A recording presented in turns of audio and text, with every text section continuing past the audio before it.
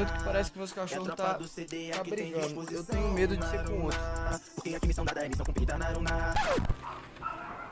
O cachorro tá latindo por nada aqui, eu tô ficando com medo, velho. Plutão, já decide, vai ficar ou você vai... Mano, os cachorrinhos dele também é muito fofinho, mano. Plutão e a Céfora, muito fofinho, papo reto. E os bichão ficam lá desfilando lá, depois eles chegaram lá de banho. Aí o Plutão chegou com uma gravata lá, mano. Ah, isso é muito engraçado, velho. Cachorro é muito bom, mano. Muito bom mesmo, papo reto. Dá um São muito papo. bonitinhos os dois. Vai latir aqui dentro. Mãe, Plutão não vai ficar aqui. Ah, você... Ele deitou. Olha aqui, gente. Eu falei com ele pra ele dar um papo. Olha isso.